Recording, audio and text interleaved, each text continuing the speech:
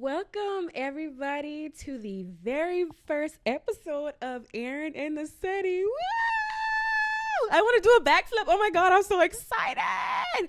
Okay, y'all. So basically, the purpose of this show is basically my love letter to the Charleston experience. I'm wanting to sit down with some of my favorite creators, my favorite business owners, just my favorite people overall in the city, y'all. I love this place that I'm from, and I just want to highlight we have so many people here that do such amazing things, and I feel like they deserve the spotlight. So what better platform than with me, duh.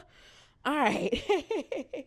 So like I said, we will be sitting down having different conversations, more so with business owners, and today I have an extra special guest for my very first episode, the one and only, the world famous Mr. Ricardo Rivers. Y'all clap it up. Rico, thank you for sitting with me. Thank you for having me. Oh, I am so honored, y'all. This man is a beast with the camera, y'all. He is an inspiration to me just as an overall business owner in the area, just his entire story. I can't wait, for y'all to get to know him a little bit today. So, Rico, tell me, how are you? What's exciting? I am so hyped, y'all. I got to calm down. I'm very excited to talk to my people. I know how amazing, he is just with working with him professionally. Like I said, I just can't wait for y'all to see a little bit of it. How are you? Everything is good, no complaints. Good. All thanks to the big man upstairs. Yes, sir. Shout out to Big G, Sky Daddy. All right. So I guess we can just kind of dive right in. I have a few questions I want to ask. I feel like some of these questions, they're going to get real good. And with this platform, I want this to be as authentic and as raw as possible. So give the real, cuss if you need to, scream, run across this room if you need to. I want the real. So I kind of want to just start from the beginning. How did Ricardo Rivers photography start? Has that always kind of been something you were interested in? Just give me the background. All right. So I took a a photography class in undergrad. And I never really, paid too much attention to it. Growing up, my dad had cameras and camcorders, like any event, any party, anything. He had a camera. Okay. So I had a friend that was graduating from South Carolina State, and she said, I'm having a graduation party. I need a photographer. So I said, let me do it. And I remember her saying, shout out to Michelle. She's like, you don't even own a camera. I was like, I'm going to get a camera. So that's when I took my mama's Sears credit card, went to Sears instead of the mall and bought a camera. And I did her graduation party. I think it was at shout out to Sears. Right. I think it was at Honeybees on Sproul Avenue. I can't remember. But she had a party there. And I took those pictures. And a few months went by, and I called Tynesha. Yes. I said, shout out to Ty. Shout out to Ty, Fly Ty. I said, let's go downtown and just play with this camera. So I took her downtown on the cobblestone streets, the Mount Pleasant Park, and the top of the garage by the aquarium. Okay. We did a shoot one Sunday. Had no idea what I was doing. Like, looking back now, those pictures were like the worst thing ever. And I gave them to her. She put them on her social media, put them on Facebook that Monday, and that was it. Like, I remember her uploading the photo shoot, and the next person, this girl named Lil T. Washington, she was the second photo shoot I did on Berto Bank Park. And she's like, how much do you charge? I'm like, I don't know, $25? And she's like, all right, cool. So I was charging $25 for a photo shoot. And then within a week, I got my first wedding. In a week of starting my really getting into the business, I got my first wedding. Paula and Stephanie's mom. And I was like, I don't know what I'm doing. So I started studying like my parents' wedding album, just trying to get ideas. I'm like, I think I bit off more than I can chew. But did the wedding. And every time she see me to this day, she's like, man, I still love my pictures. And I'm thinking in my head, wow, them pictures been trash. But she still loves them, and I guess that's all that matters. So see, that shows, I think, I was talking with somebody. I feel like I would pick my work apart back then. Right. And whole time the clients, they love it. So I'm like, Yes. just chill. Stop being so hard on ourselves. The things we pick apart, the clients usually love. So that is so dope. Now, kind of transitioning a little bit, how was it? You born and raised Charleston, South Carolina. How was growing up in the city of Charleston? How do you feel that's impacted you now as a grown adult in your career? Like, do you feel like this city in particular had a big, I guess a major shaping in who you are? How do you feel Um, that's really impacted you? I guess I can say that just always being a cool, down to earth person.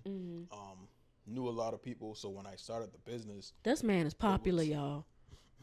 Everybody know Rico. I'm gonna cut him off. That's a popular man. So so it was like sort of easy to get clients, if that makes sense. And my dad is also very popular. So anybody that's older was like, "Oh, you got to go to him to get your pictures." But I wanted people to come to me because of my work, not because they knew me. You know what I'm saying? Like, yeah, it's cool that you know me, but I want you to come because you like what I'm doing. So, gotcha. And growing up, and I tell people all the time, growing up in the city, particularly downtown, the house was just different. Like the house was different, and something that I always think about, and I always tell people about, especially those that are not from here. Growing up, we didn't have to go to the mall. We went to Black King Street.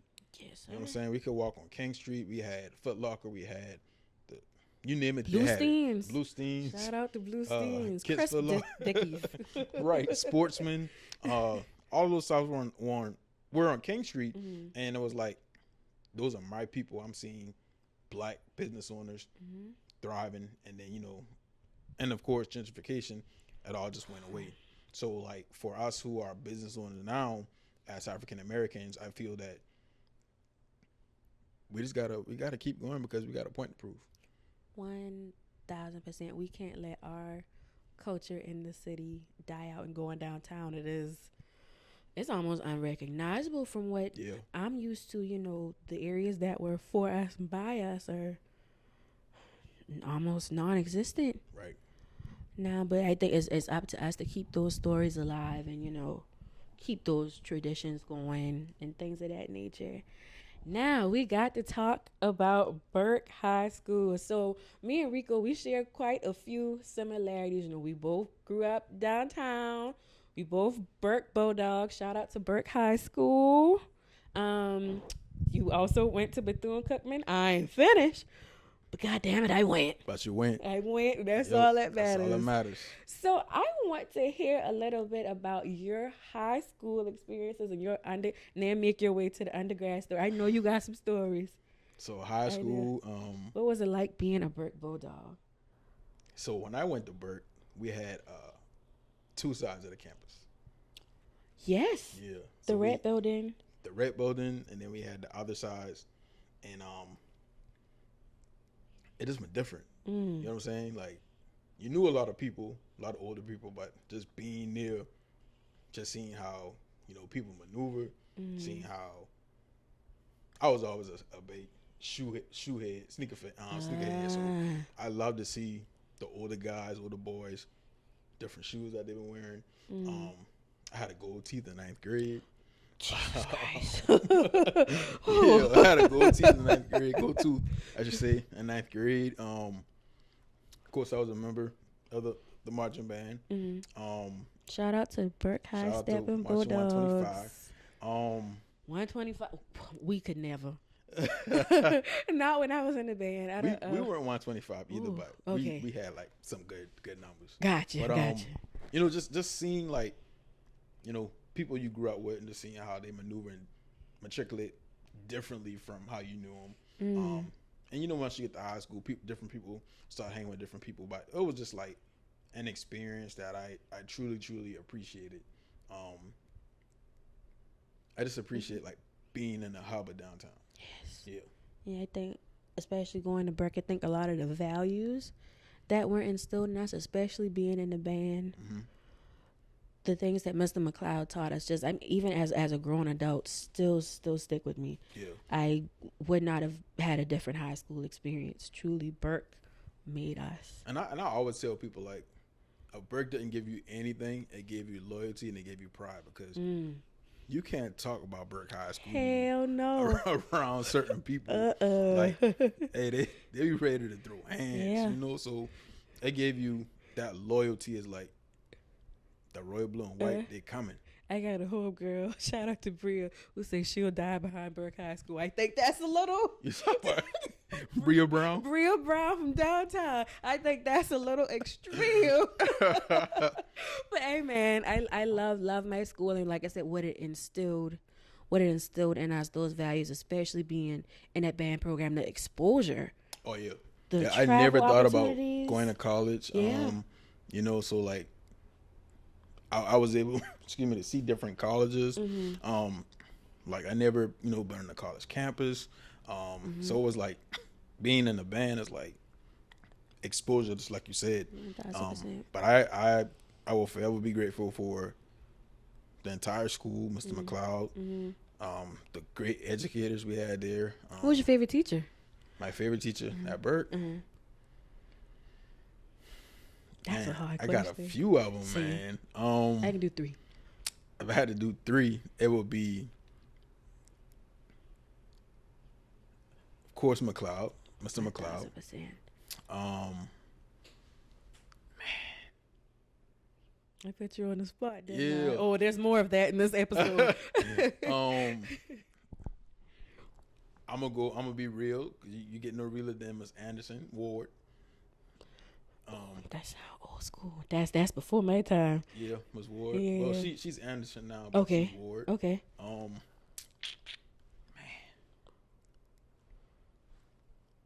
I got one more, and like he probably like the best. Okay. But I'm trying to make sure. Can I do 4? 4. I'll give you 4. Right, 4. Okay. Mr. Darby, who's the principal at North Charleston right now. I have heard nothing but amazing things. Mr. Darby was like this, when it came down to anything African American, he made sure we knew. He used to, how we started class, we had to recite the Nguzu Saba, which is the principles of Kwanzaa. You have to recite them and give the definition. It's 7 of them, right? Yeah. Is it? I feel bad.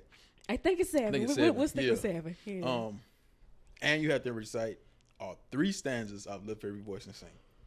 Every class started like somebody pass them out, and it was crazy. It was like whether you had them for government, economics, African American history, you recited that every single day. And then another teacher before him, Mr. T.P. Williams, did that with the older kids. So like it was something that was passed down. But that's how he's one of my favorite teachers, and he's probably the person how I fell in love with African American history too.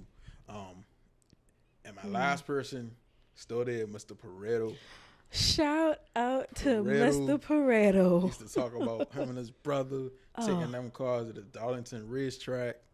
But yeah, man, like, it's such a simple guy too. Right. Simple, real cool, man. Yeah. Just down to earth, and he has such a heart for the students.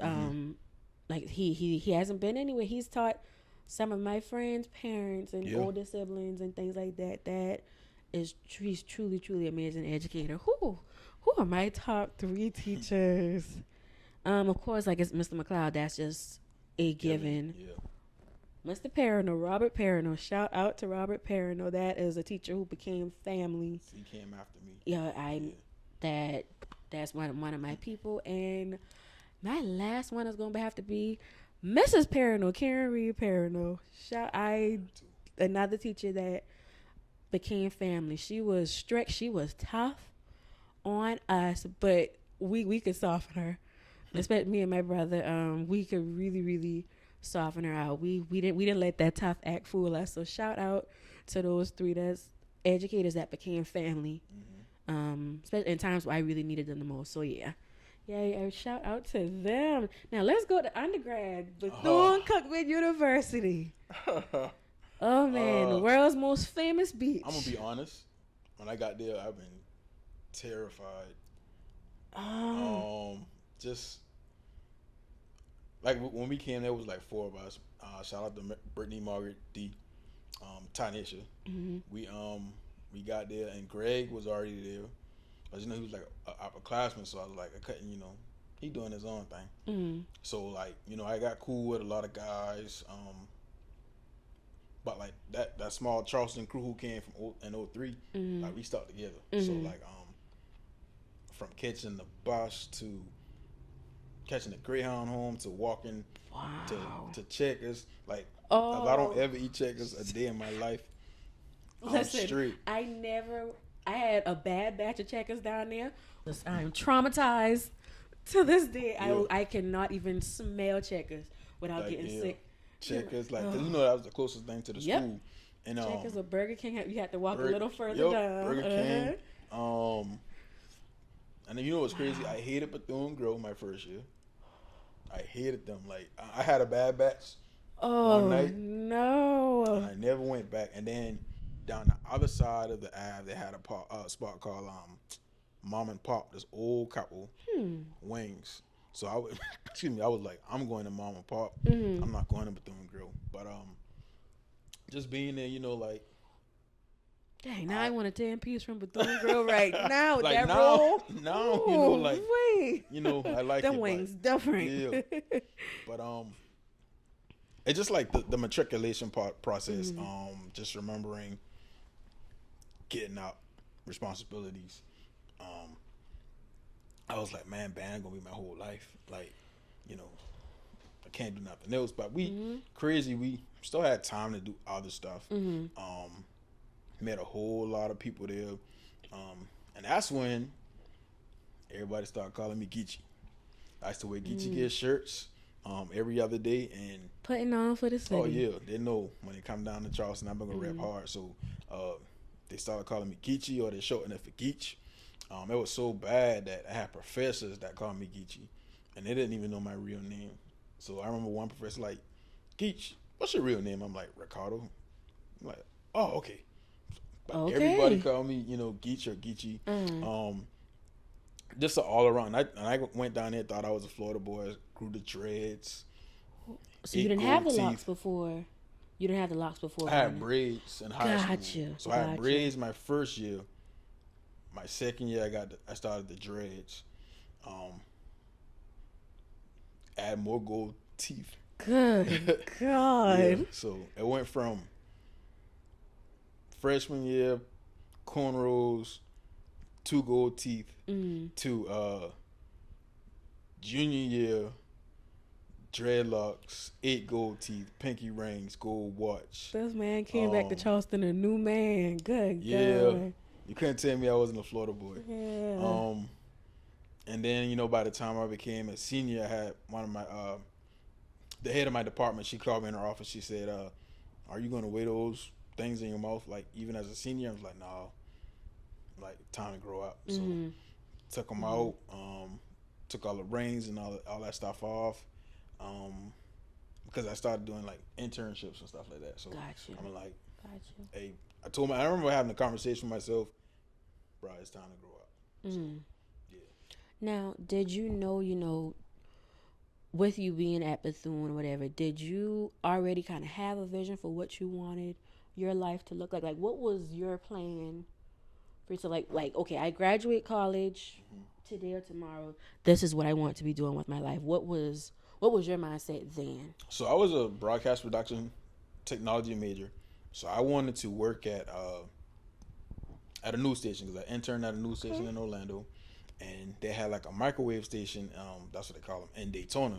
So 2 days out of the week I drove to Orlando, and 1 day out of the week I stayed in Daytona with those guys. And one of the guys, the videographer, he was like, his first job was at a news station in Myrtle Beach. But news stations go off of like slots. So the higher the slot, the more you make, or the more popular the news is. And at that time, I was working at Channel 9 in Orlando. Well, intern at Channel 9 in Orlando, and they were like number 8 in the market.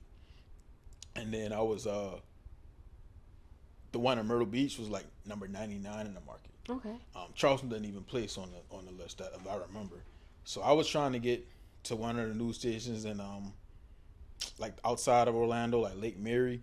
So they always had a position open, and I applied for positions every single day because I came back home. That was crazy. We graduated Saturday. We stayed in Daytona Sunday to go to a party. We drove home Monday. I had a job interview at California Dreaming Tuesday, and I started working Wednesday. So it was like no break. So even back then, the work ethic was there. Cause we gonna get into the way this man is a workhorse. Oh yeah, working is that's that's dope. Ain't nobody gonna give it to you, so Absolutely. But yeah, so basically that was my plan to get to Orlando, and I applied for some positions here. Mm-hmm. I had one interview with Channel 36 that had a program operator position, and I went in, had the interview, and they told me like, well, the lady who just interviewed before you, she had 30 years of experience. So I'm like, I got 30 days post college, right. And this lady got 30 years. So I'm like, you know what? Don't even call me back.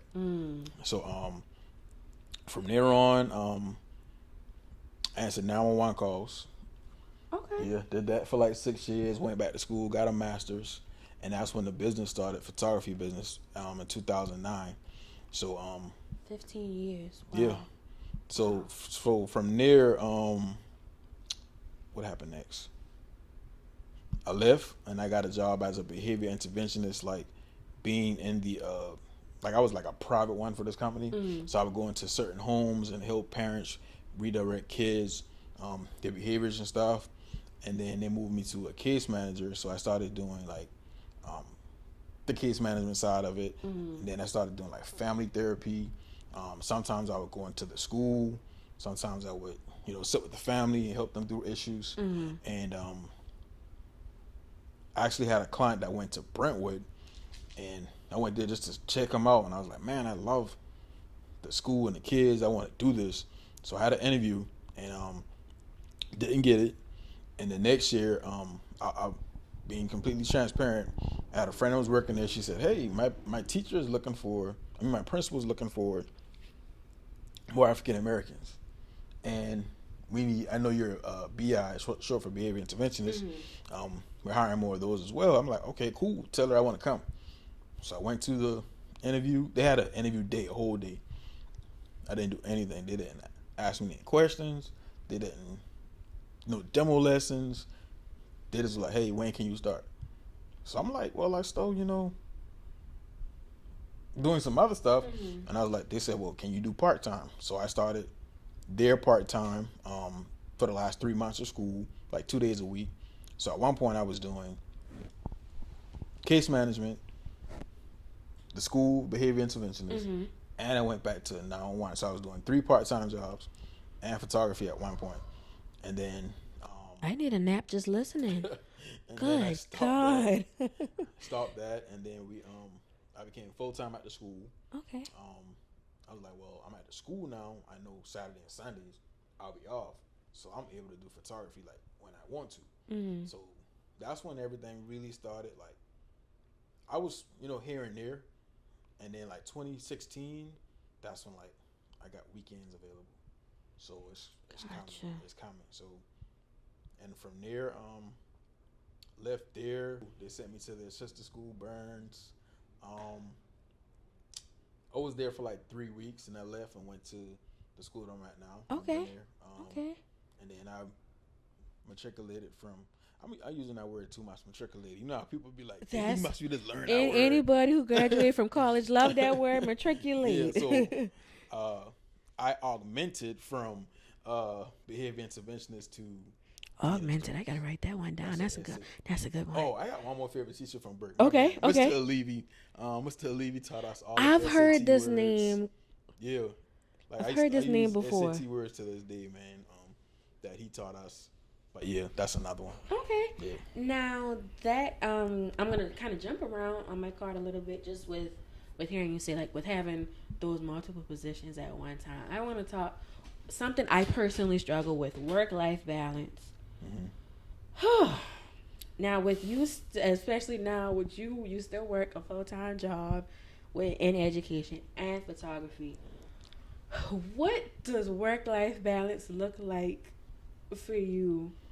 Is it like all work, no play? Like, or like, what do you do for yourself outside of all of this? Is it just sleeping? Like, I do. So what I do for myself to wind down, it's kind of like crazy. I watch like a lot of trash TV. Oh dear. I watch Family Guy. Ain't no kind of substance. Okay. You know, like Family Guy is of great substance. Yeah, you know, but I watch that because like Family Guy is gonna be like, it's the show that you gotta be able to be open because they say some of the most off the wall, out there, crazy stuff. So I watch like Family Guy. I do some journaling myself. Okay. But yeah. But honestly, I will say like when I'm not working, I'm thinking about working.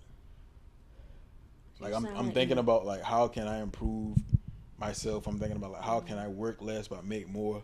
You know, just things like that. You sound like me. I don't. My friends fuss all the time. I don't know how to turn work off. Yeah, even when I was in Mexico, I'm taking business calls. You know, so. Yeah. I'll be in the club responding to emails.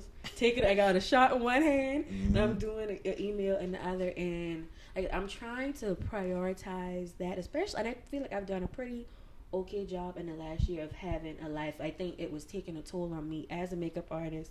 You know, I'm doing clients day in and day out, but now I would go home and just be miserable. I'm like, I'm getting these people ready for all of these major events, and I'm going home to look like a potato. And I feel like there was just no reward in that. What good is working hard, making the money if you're not gonna do anything to enjoy that? No, you mentioned you just came back from Mexico. I have a trip planned for the end of the year that I'm already trying to get myself out of because I feel like I gotta work. And as entrepreneurs, if we don't work, we don't eat. Right. I mean, my stomach being big for nothing. I like to eat. Like I know Wayne hate to see me coming. Hey man, for real. I'm trying to not, like I said, prioritize. Even now, I've started this thing of I'm taking at least 2 Saturdays a month. I'm taking a half day. Gotcha. So I can go sit in the yard at Erin Seafood for a couple hours. Shout out to Erin Seafood, and I might go Saturday. Oh, I'm out there Saturday. I'm out there. So I feel like I said there was just no reward and just all work right all the time. I'll be out to eat. If I'm doing email, my friends grab the phone from me, put it down, right turn it off. And do you feel that that's something you have that handle on? I don't know how to. I can try to be like, hey, I'm not going to answer emails. I'm not going to answer inboxes. But like to me, it's like I don't know why, but to me, it's like if I don't, then I'm missing an opportunity. You know what I'm saying? You get it. Yeah. So it's like I feel like, oh man, like this may be something to take me to the next level. You know what I'm saying? Matter of fact, when I came back on the plane the other day, no disrespect to the guy, but I couldn't find my luggage. So the little offices they got like on the side. So I walked in one of the offices. Dude was like, "Oh man, I'm glad you came in here because I need to book a photo shoot." I'm thinking like, bro, I need to find my luggage. Not bro. right now. You know what I'm saying? But I'm like, all right, tell me your plans. I'm like, all right, whenever you're ready, hit me up, inbox, email, whatever, I got you. But I'm like, just something like that. Like, I guess like I've been done dirty by businesses, so I know how it feels, and I don't want to give that experience to anybody else. Right. If that makes sense. Especially in Charleston, I think we hear a lot of emails going unanswered for weeks and weeks and weeks, and I just usually with my clients, you get a response within that same day. I can't just leave people on red. And it's not like we aren't gonna get the business. The thing is, we don't have to. I mean this humbly. We don't have to do a whole lot of the selling ourselves and anymore. I think we both are at points in our career where the work kind of speaks for itself. So like the clients are gonna be there. Like you don't have to, if you don't get to an email in the next 2 hours, it's okay. It's okay. Yeah. It's okay. So that's a hard lesson that I'm learning. But I'm learning to put the phone down. I don't have to work all the time. Play has become a priority for me here lately. I be in the streets. Erin in the streets. So as I that's something, like I said, I have to work on improving here soon. Now, I want to talk a little bit about some of the work that we do together. We've worked together quite a lot in the professional settings. Now, I just wanted to talk a little bit about what is like collaborating with different creators and how important that is, especially here in the city. I know we hear a lot about Charleston being a crab city. Yeah. And everybody kind of looking out for self and not wanting to work with others. I can't work with this photographer. I'm not going to work with this other makeup artist. Mm-hmm. But I think, especially with us doing all of these weddings, I'll call you, hey, Rico, what time you coming for this? Kind of like bouncing off of each other. Let's talk just a little bit about the importance of that. I'm gonna keep it 200. When I first started, I reached out to so many people, photographers, just asking like general small questions. Mm-hmm. Like I remember one time, and I always tell the story. I was out in the club and this guy had a small printer, because back then everybody was like printing out the clubs and everything. And I was like, hey man, like where you got that printer from? Like I need one, like I need one of those. And he was like, oh, I don't know. And I was like, but it's just a printer. He was like, oh, I don't know. I said, all right, cool. And I've always been taught, and I've always been the kind of person like, I don't treat people how they treat me, because I mean, I'm gonna get nothing out of it. You know what I'm saying? Mm-hmm. Negative and negative, it's not gonna get anywhere. Mm-hmm. So I'm like, all right, cool. And I'll never forget, I saw that same guy. I was at an erotic poetry. Shout out to Courtney. Mm-hmm. Shout out to Courtney the poet. I had that same printer that I wanted. I had 5 of them. They right there in that box. 5 of them running. Mm-hmm. And I remember him coming to the table. He was like, man, you got it going on over here. Like, yeah, man, just doing my thing. Staying humble and staying blessed or whatever. At that moment, I could have been like, yeah, man, remember like a few years ago, I asked you, but for what? You know what I'm saying? Mm-hmm. So, and as far as people saying Charleston is like a crab in a bucket city, I got a lot of help from people outside of Charleston. You know what I'm saying? Like I would just inbox guys on Instagram. I remember inboxing some guys in Florida, some guys in Texas. I was even hitting people up like overseas, just asking them questions, and they just get the information like it was nothing. So like, and I tell people all the time, when they say they want to be a photographer, hey, come on. I can teach you. I don't know everything, and I will never say I'm the best. I don't even think I'm the best in the city. There's so many of those guys out there and girls. Somebody for everybody. Right, you know what I'm saying? So like it's cool. I can't take all the pictures. I can't take all the pictures. I can't be to every event. I can't be to every wedding. But I will say, looking dead in the camera, I know who said what about me. I still gonna dap you up, because that's the kind of person I am. But I ain't gonna forget it though. Yeah. Tell me the name off camera. No, what's you? But yeah, I know. And y'all gotta start thinking, like when y'all talk in front of these clients, they will come back and tell clients talk. Telling you. Trust me. Just like I said, like I know what's been said, but hey, that ain't keeping me. That's as long as you ain't keeping me from making no money. As long as you ain't messing with my sleep, messing with my Air Max and my wings, I good. Screaming. Okay, sidebar, best wing flavor. Man, bourbon. So you like a little like a subtle sweetness, like sweet.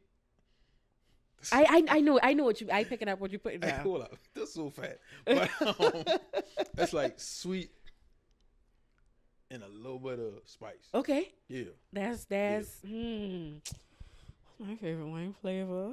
I like anything with garlic. I'm a garlic girl. Oh, see, I do. I will bite a clove of garlic if I could. So any wing with some kind of garlic in it, that's me. I bet you scared my mouth gonna be stank. Oh, gum. Yeah. I keep the gum ready. Sometimes that don't work for me. I It be ain't enough. Ain't I enough. need that brown Listerine. Well, that is liquor. That is Hennessy. Make your mouth burn. That didn't kill all your sins. Clear up your credit score and everything. Now, you had mentioned just now about with like younger photographers, like if they have questions or things like that. That's perfect that you said that, 'cause that brings me to my next question. What piece of advice do you have for that young photographer, that even just a young creative in general, who's wanting to do this but they're terrified? You know, these are unsure times Right. that we are living in. Entrepreneurship is, I say, the most terrifying thing I have ever done. I should have read a book before I got into this. What if you had to give one piece of advice? What would it be? I would always say, man, like every day is not going to be your day. You know what I'm saying? Like every day is not going to be your day. Every day, you know, you may wake up and you may want to quit. You may wake up and say it's not worth it. You may wake up and say, man, I can go work at this place and make the money that makes solid money. I know it's going to be coming in. But if you don't have passion for what you do, then those thoughts are going to overtake everything. So if you passionate, 1000%. like, you know, like, yeah, I'm passionate. I love what I do, but it's like I won't leave it because I love it, even though I can go do something else. So if you're passionate about it, stick it through. You know, just don't quit. Okay. Yeah. That's a solid piece of advice. I think the passion for what you do has to overtake the money. The money does not come right away. Exactly. You're going to have to take a pay cut. You're going to have to take a free opportunity. Hearing this, you have to truly have the heart for it. And clients can read. If you're not passionate about it, Yeah. it's you're not going to last. And I work with kids, and I always tell people the thing about kids, they can smell fake. You know what I'm saying? Like, some kids can smell fake. Kids will tell you straight up. Kids will, and some people may say it's rude or it's disrespectful, but they know the real. Like they can see it from a mile away. Like I'm telling you. So like when a kid come in there and, you know, they don't want to take pictures or they may be having a bad day, oh, you best believe I got Gracie's Corner on, or I got the loop to Coco Melon going for an hour. I'm blowing a balloon, making funny faces, puffing my cheeks up like Dizzy Gillespie, like doing whatever I got to do. You get what I'm saying? Like at one point, I put on a cartoon and put it over my head so they can look at the camera. Like, you got to do what you got to do, but you got to be passionate about that stuff. Passion. You know. Yeah. Wow. That's a big point. Now, backing up just some photography questions. Now, you can go as deep as you want. It's a funny question, but what's your wildest or craziest memory as a photographer? And then after that, what's been your favorite shoot that you've done? My wildest moment as a photographer. Or just a moment that sticks out in a funny. Could be a bad experience. You can go either way. Man. Well, I would say, like, I've been doing this for over 15 years, and my first out-of-town job, I was hired by a guy, that lawyer on my wall, Andre. So I went to Cookman with Andre. Okay. And I was so happy when he called me. He was like, bro, I need some shots at my law firm, my office. But his story was just like, he was working at Waffle House and, you know, doing what he had to do. And he got the call that he passed the bar. He went to Cookman, he marched in the band and everything. So, like, that was like my first, it felt like more of an humbling. honor. Yeah, you know what I'm saying? It felt like an honor that, one, you chose me, you know, to drive to Atlanta and you're willing to pay me to get, you know, to get the shots that you want. So that'll always live with me. And my bad, what's the second? What's your favorite shoot you've done? My favorite shoot that I've done. Oh, so I'm a big Michael Myers fan, right? Okay. So the 2018 Halloween was filmed in Charleston, and they filmed at Ms. Mona's house Hey, Miss Mona. Oh, shout out to Miss Mona. Yeah, they filmed at Miss Mona's house.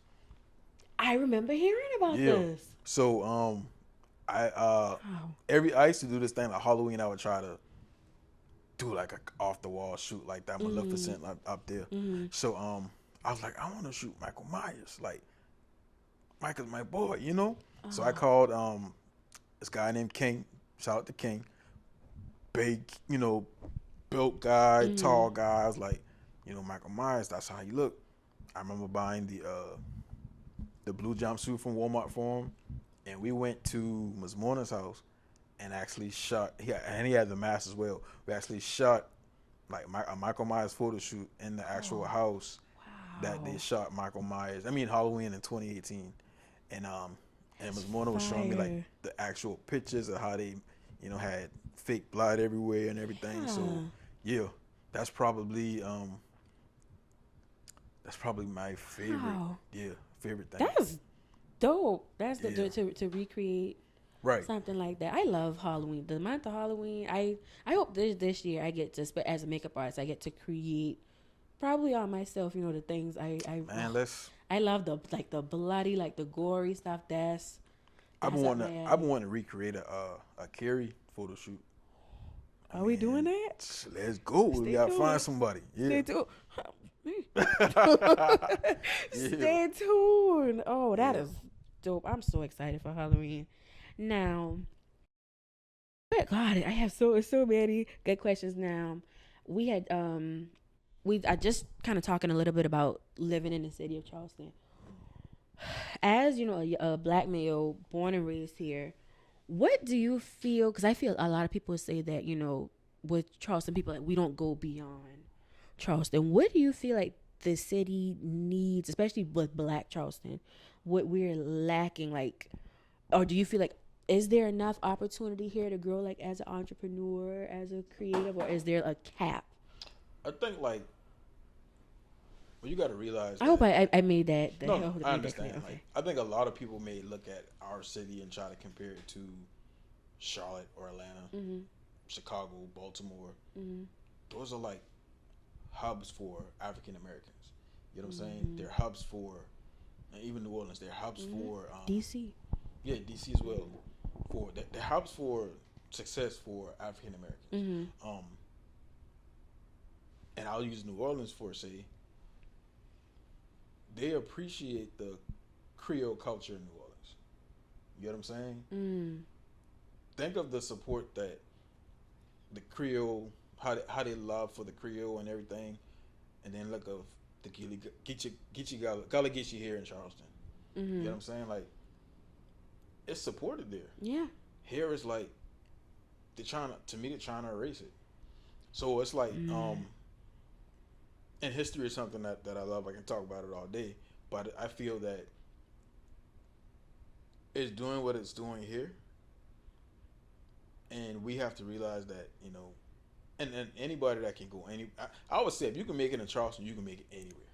Like, you can, if you can be not even just an entrepreneur, if you're from the city as itself, I think when you go off, you can run with the best of them.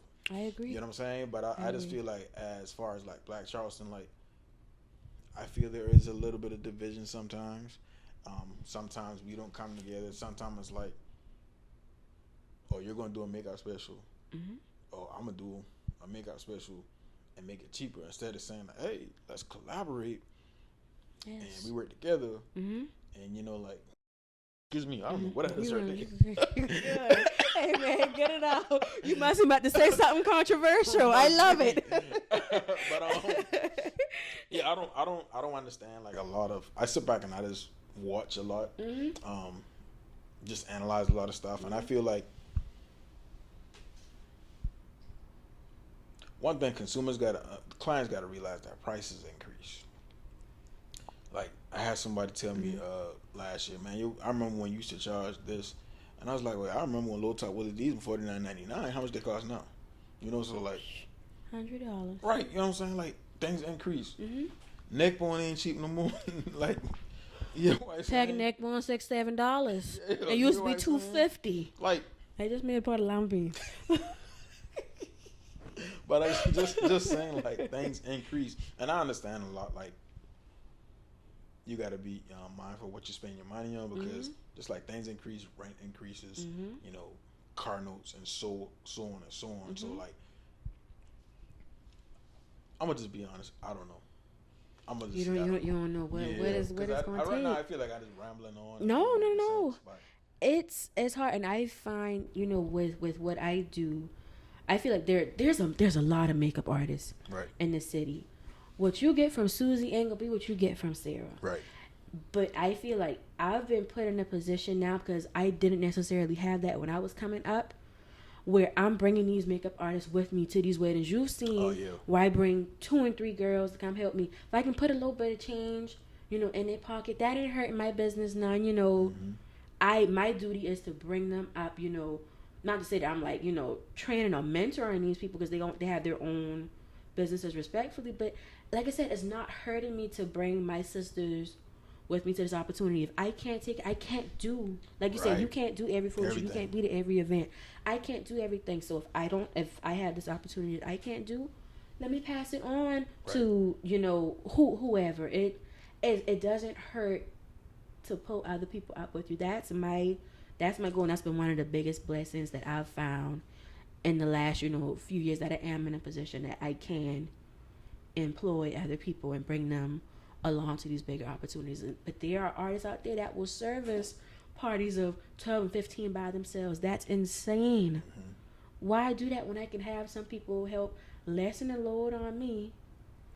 Spend less time. And you can do something else afterwards. I'm producing a better quality of work, because I'm not burnt out. You know, I wish there was more togetherness. I'm such a people person. I love people. I love building meaningful relationships, you know, getting to know people. So when I meet other people in the industry and they're not as welcoming, it does, you know, it does mess with me a little bit. Like I said, I love people. I love meeting other people in this industry and helping in ways that I can. And I just wish that there was more of that. I know I'm only one person. I can't do everything, but there is a need for that there. Everybody ain't your competition. Community over competition. I say that all the time. Community and collaboration over competition. And I think something else, like, I had a professor in college used to be like, you got to know your scope of practice. And I was like, what does that mean? And she's like, know when you can and can't do something.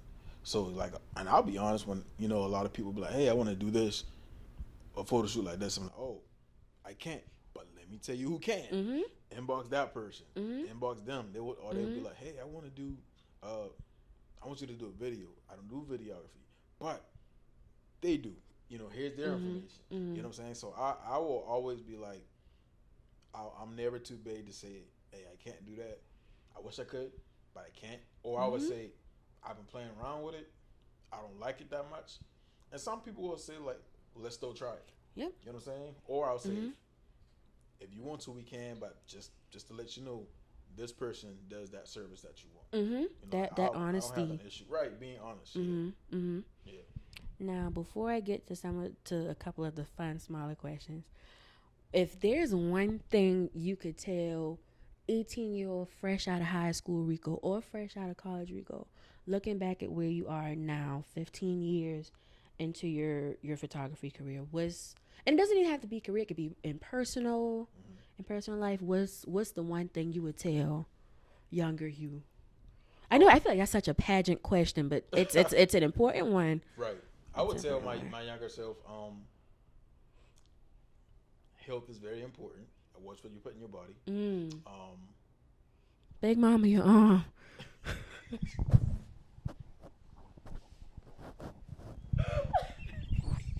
I'm sorry. You recording this, bro? That's all on camera. All right, man. Focus. Ain't no way, man.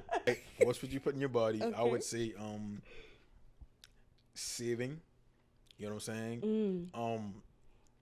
And if I was 18 and I decided at that time, well, what I know now, if I decided at that time to go to college, I would have told myself to go to college with a side hustle. I would have said, go to college. Because just thinking now, if I went to college with my camera, you got like killing. 200-300 people graduate Yes. every year. Everybody got a birthday. You would have made a killing. So, out of that or something I really wish I taught myself was how to cut hair. You know what I'm saying? Oh. Like I would have wanted a side hustle and still go to college, and then once I'm done, I'd have been able to do a maneuver how I wanted to because I had the backings or I had the leeway of sitting on something for a few years and perfecting it. So by the time I'm done with college, I'm gonna either be that dope barber or that dope photographer. You know what I'm saying? And then think about it. Think of how much people you meet in college, and they're gonna be like, "Oh man, such and such do pictures. Let's call him." Even though he lives in South Carolina and I may live in Atlanta, I may live in Florida, I'll just bring him down here because I know for a fact he can do the work. The connections you make in undergrad, I still, even for me being at Bethune-Cookman for that short period of time, I still talk to some of them down there, and they're like, "Girl, I wish you could come. Yeah. I'm getting married. Are you available this?" I had one of my people on my hall, shout out to Meg's Hall, at Bethune-Cookman with all that mold. I think that I tell you now. Yeah. Good. I lost all my luggage. Anyway, yeah, shout out. One of the girls asked me if I was available for her wedding. You know, she wanted to fly me down, you know, have me do it. But, and of course I wasn't available that day, but just to know that I'm all the way back in South Carolina. We only met for that short period of time, and I left that impact. Dope. Yeah, that's dope. So yeah. Okay, that was a good question. Now I got some lightning round questions real quick to kind of soften the room a little bit. Now, because this show, like I said, it's Charleston focused. I love this city. I need some of Rico's Charleston recommendations. No. All right, Rico's favorite restaurant in Charleston. You mean like locally or like? You pick. That's a tough question because Charleston is a hub for eating. But if I gotta be real, man, like aside from my cousin at Nana's, we gotta take it throwback to we gotta take it throwback to Wally's.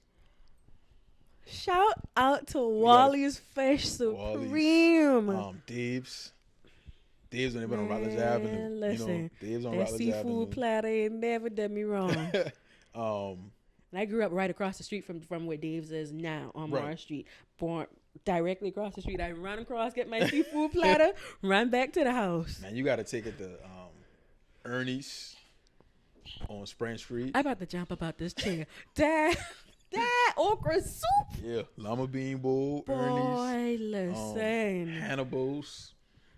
I have my opinions. Wake Falls. If you been to Brick, you would cut school. It was so bad. I remember a teacher been like, "Hey, bring me back a Code Red and some chocolate chip cookies when you go to Hannibal's." Code Red. Code Red was banned in our house growing up. Too much caffeine. But yeah, those man, that's so man. Okay. Manigoats on Rutledge Avenue. Now we need an ebook for all of these restaurant recommendations. I mean, they ain't there no more, but just thinking of like, places that, we used to always eat at. I think that's about it that I can think of. Man, Wally's. Yeah.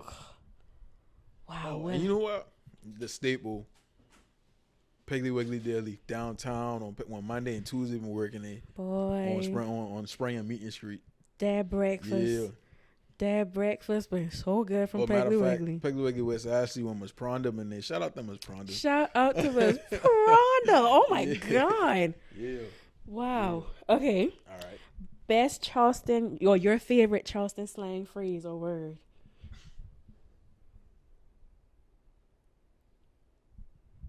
It got so much, man. About that, so mix that. I'm sorry, bunkie is a word that I will forever. I'm thinking of that. Bunkie is just that. That is rich. Your favorite leisure activity in Charleston? Of course, Erin's.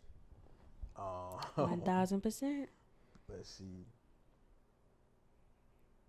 Shout out to Darren, Nikki, and the gang. I just really like, like chilling. having like meaningful conversations. You know what I'm saying? I something I love to do is my group of friends. We've been friends for a while, but I love to like you remember like when we used to talk about this, and now we're in a position where we can do that. You know, stuff like that. You know. So that reflecting as a group. Reflection, like See, now I like to do something. I like to do stuff like that with my friends over the crab table. That's probably my favorite leisure activity. Cracking a crab. Yeah, reflecting, decompressing. Yeah. And you know something else I like to do, like, I don't know why. I like to ride through the projects and try to remember where people used to live at. Like, okay. Yeah. Okay. Yeah, that's something else I like to do. Okay. Favorite historic site? It's either going to be Sullivan's Island. Okay. Because that's where we came off the ships from Sierra Leone. Or I hope I'm right. If I'm wrong, somebody correct me. Another historic site on Morris Street. You grew up on Morris Street, yes, right? Sir. They got an area called Somerton. Yes, sir.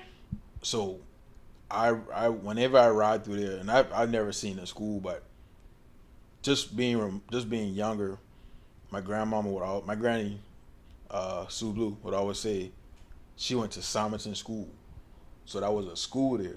So I remember my grandparents see all these things before. So I remember just randomly one night, and I don't know how I went down a rabbit hole. I was up to like 4 a.m. trying to find information on Somerton School because, like, that's the kind of person I am when it comes down to history and stuff like that. So I was like, I just want to know, like, you know, what, like, why they tore it down, where was it, the standard third.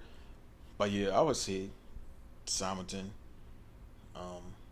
is another area that and even though it's not there, it's not for us anymore. But I just put that connection with my granny. God, you seem to be like with me and my brother. Shout out to Eric Sicknessell. My mom kept us in very like involved with African American history. Like that we will always have to go to these different places and learn these facts. We were in every museum finding these little spots in Charleston that have historical significance with African American people. I say if I had stayed in college, I would have switched my major to African American studies. So, and when I say I love it so much, man, like, and I haven't even scratched the surface of African American history. So it's like, anytime I can learn about it, I will sit there and I will read, I will learn, I will understand, you know, stuff. That's just me. We Black History Bowl champs. Hey, let's go. Yeah, man. Okay, just 2 more in this lightning round. Your favorite Charleston hidden gem? Favorite Charleston hidden gem? I would have said Erin's. That's my personal. I feel like it don't get the praise that it does. That experience is so uniquely Charleston. Yeah. So I feel like Milton Dimitri Park and James Island. So it's this park off of Wampler Drive, I would think it is, down Harborview, where you can. It's on the other side of the water. So when they got a man-made beach, so you can go out there, and you can see the bridge, and you can see the entire battery from that spot in James Island. But that's something I used to like, just to go out there, just to check it out. Okay. Yeah. Okay. All right, last one. This is a controversial one. Best red rice in Charleston. I'm no big red rice fan. Like I like Cut it. The cameras. Dead ass. Oh no. I like red rice, but I mean like. Oh, okay. Yeah. Best Chewy's. Oh my God, my chest hurt. That's another one I know big. Your Charleston card getting taken. I mean, I eat those things, but I mean, I really don't be caring about them. Okay. Yeah. Whew. I did not see that comment. Oh, okay. Yeah. Like, okay. I mean, that's just been me. Like, you know, when growing up, like, you know, my grannies used to cook. So like, and after they passed, a lot of stuff like I sort of stopped eating. Gotcha. You know what I'm saying? Gotcha. But yeah, just if I'm hungry, I'm gonna eat. Period. Yeah, you know, like the rise, Period. you know.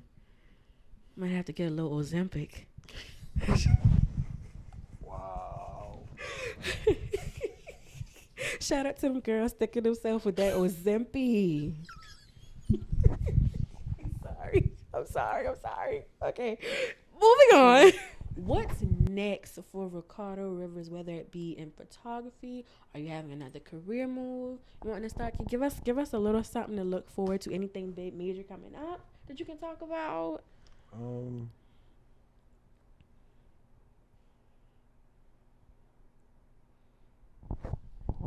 I do want to get to the point and shout out to the high schools that's already, you know, hired me, because my favorite thing to shoot is senior sessions, graduate and senior sessions. Okay. So I do want to get on the level of like Tumbleston or Strawbridge, where it's like, hey, you know, I got a contract for a few years. I'll be doing like all of your pictures for seniors or whatever. So I want to do something. I want to get in like that, but a main goal that I have is to be able to get a facility large enough where you can just come there and somebody's doing your makeup, somebody's picking out an outfit, Put me on somebody's the payroll. doing your hair, then we're doing a photo shoot. So it's like you just come there as you are, and then somebody Love just that.